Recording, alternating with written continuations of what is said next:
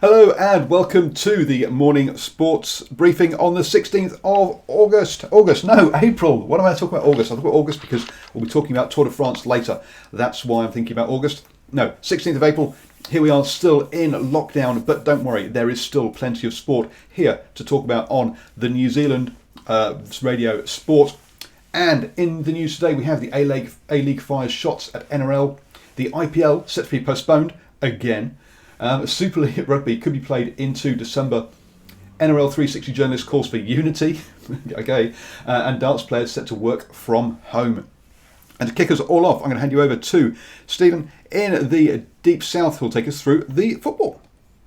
Yes, good morning again to all the eyes and ears out there today, getting ready to start your day the best way with the latest in the football news. Today, we have league football wages sorted. Lionesses join players together, but first, yes, the A-League have fired shots at its rival Australian competition, the NRL. Nothing like a bit of inter-country competition rivalry, is there? Stating it will not follow the NRL into rushing in to resumption of its league. The FFA have vowed only to resume the season after receiving the green light from all state and federal government health agencies. The FFA chief has said that we have other sports, this is very condescending, isn't it? We have other sports acting as individuals, and that won't be the A-League's approach. It is not just about football, it is bigger than that. Now, all semi-pro and grassroots football has already been halted until the end of May, and the A-League, of course, will reassess its season on the 22nd, but they're already getting out in the news and popping shots off at those other competitions who are looking at themselves and their money more than anything else. Sydney FC, of course, hold an 8-point lead at the top of that table over Melbourne City, who are further 4 points ahead of the mighty Wellington Phoenix.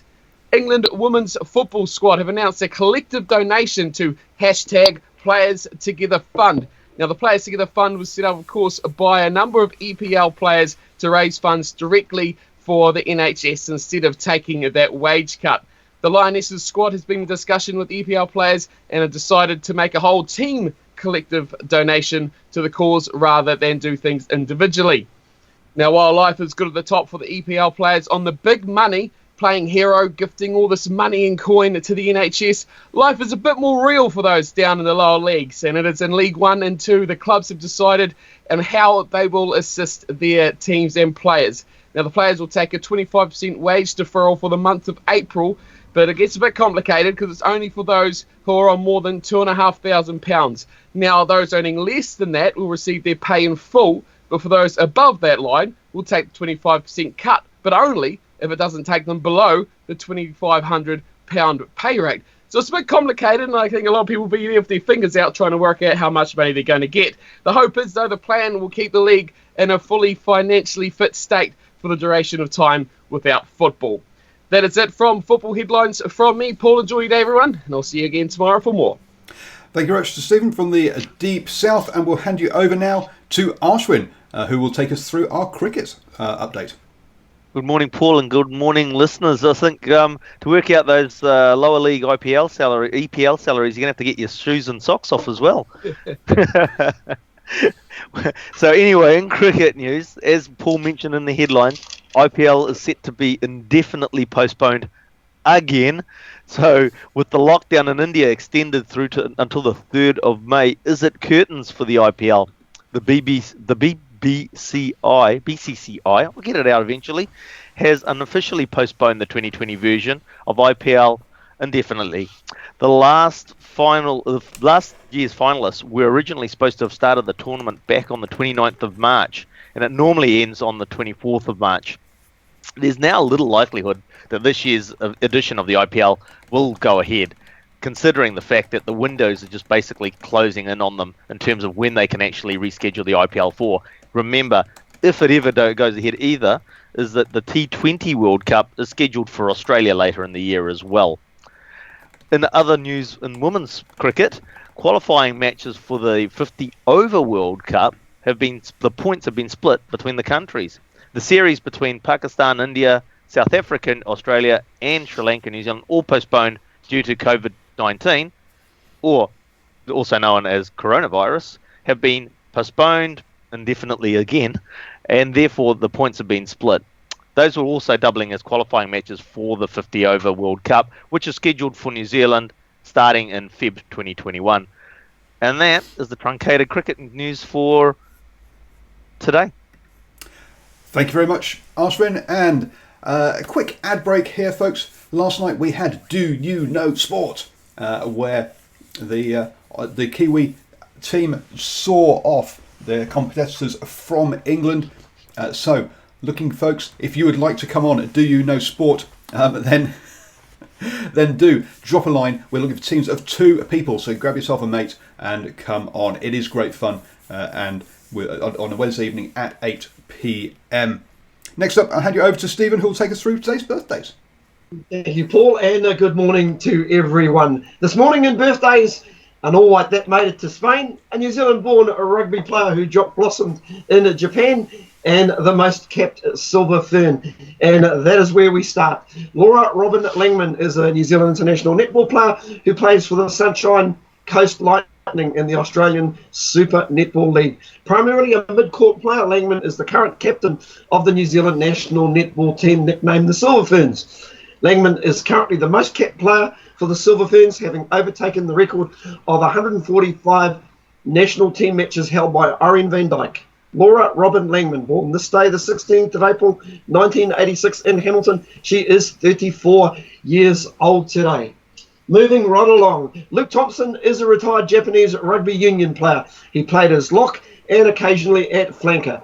Thompson started his career with Canterbury in New Zealand, but after his route to the team was blocked by the return of Brad Thorne and the presence of Chris Jack, he signed for the Sanya Wild Knights in 2004, but later in his career for Kintetsu Liners. Thompson made his international debut for Japan in 2007 and played through until his retirement after last year's Rugby World Cup, making 67 appearances. Luke Thompson, or as we know him up in Japan, Tosana Ruku, born this day, the 16th of April, 1981 in Christchurch. He's 39 years old. And finally to the round ball game. Yeah, there you go, Stevie. Bobby Armand is a former footballer who represented New Zealand and was part of the first New Zealand side to contest a FIFA World Cup in 1982. Armand played for New Zealand between 1979 and 1982, making 28 appearances. Robert Bobby Ronald Almond, born this day, the 16th of April, 1951 in London, England. He is 69 years old today. Interestingly enough, though, I will mention the 1982 All Whites football team is very fondly remembered by the company, by this country, beg your pardon, by not only qualifying for the World's Finals in Spain, but also remembering the epic qualifying schedule of 15 games at venues stretching halfway across the world, including having to score 5 goals just to stay in the tournament against Saudi Arabia away, which they achieved, and then a repeat dose against China, which they did 2-1. An amazing performance by that 1982 All Whites team. Back to you, Paul. Thank you very much, Stephen. And happy birthday to all those. Hope they have a great time in lockdown. I am starting to wonder, though, with people like Antonella Brown and Laura, whether we should be saying how many years young they are rather than how many years old they are. But maybe that's just my grey beard nowadays. But moving on to the rugby news then. And Sanzar have been out and about doing the interviews. And the quotes they've had is basically they could be playing up until December. In reality, though, let's be honest, it's all up in the air and it's all speculation at this time. But in our interview with Cameron Bell, the Northland CEO, rugby CEO, we did talk about having Boxing Day games and perhaps New Year's Day games. But we'll see whether that actually comes into fruition. You can check out that interview on the Facebook page or on the podcast as well. In other news, the New Zealand rugby, or rugby in New Zealand, has received $7.3 million under the government wage subsidy. The largest of those bodies to receive money is New Zealand Rugby itself, with $3,687,444 so far for their 531 staff. Wow, I didn't realise that they had quite so many staff at New Zealand Rugby doing what they all do. So yes, they're clearly, all those staff have taken their 20% pay cuts, and obviously this wage subsidy is helping towards that.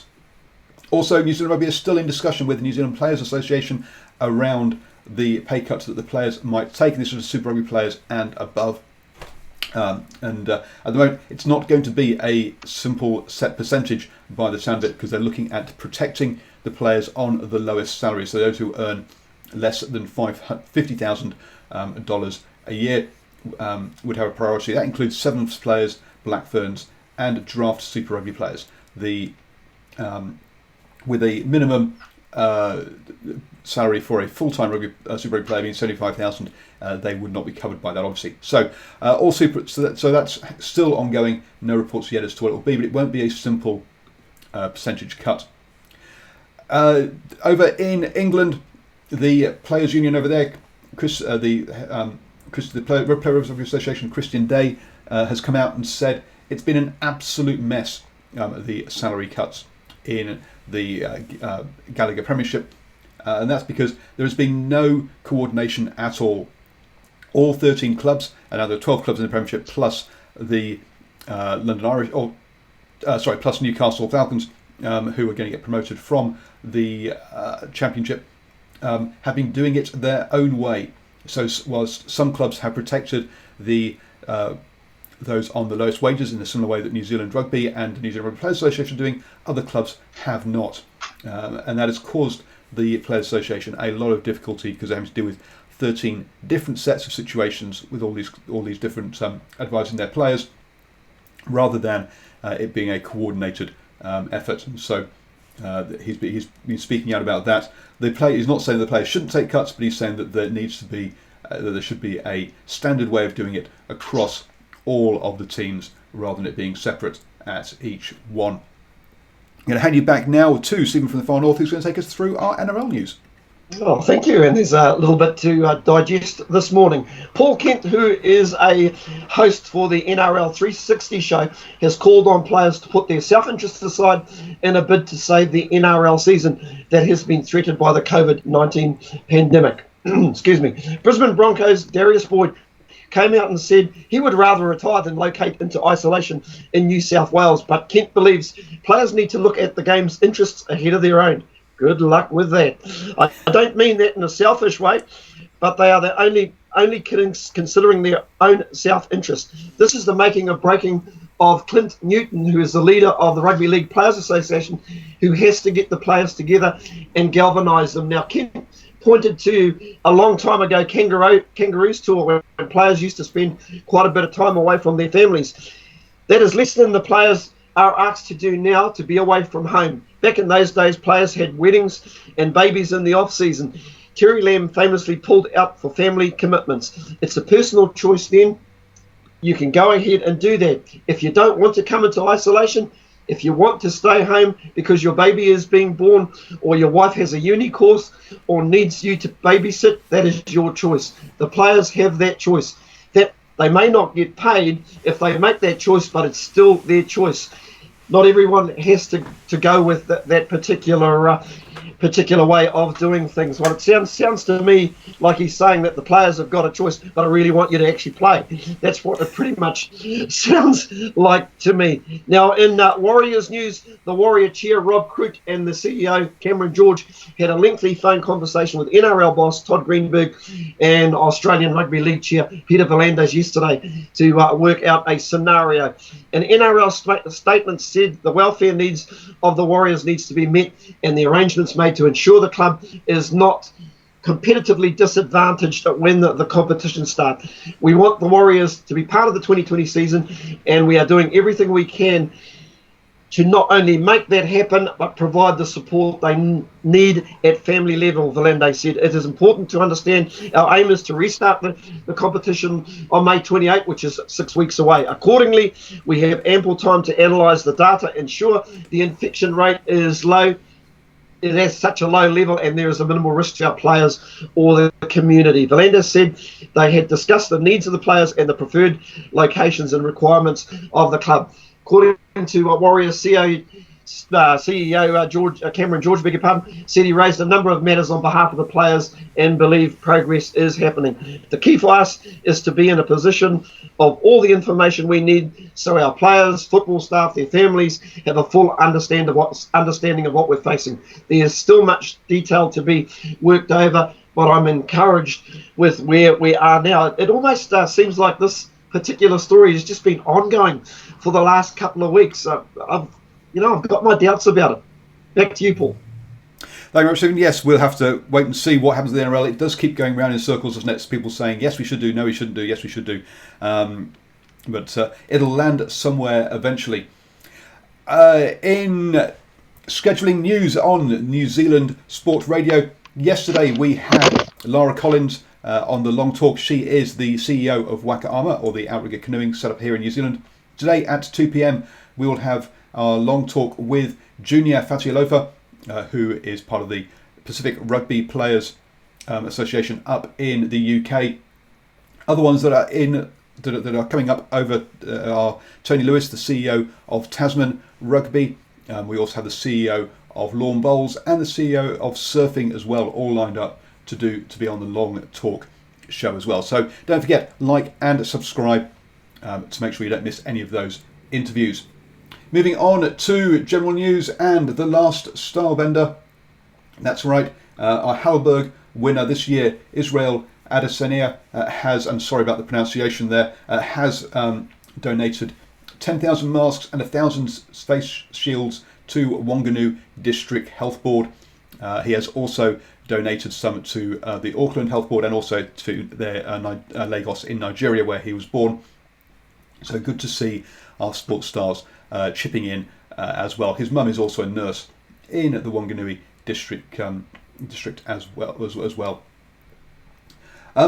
As we said at the top of the show, darts players are going to be working from home. That's correct. The PDC home tour is going to take place, where on the 32 consecutive nights, the 4 players will be in action each evening in a league format, where they'll play against each other over Zoom.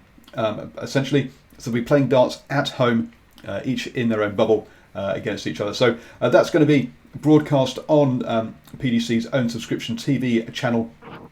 But it's good to see that the innovative ways that sports are using to get back together. And let's be honest, darts and golf are 2 sports where the opposition doesn't actually alter what you do, unlike sort of tennis or rugby, where you have to alter to what they do. So that could work really quite well.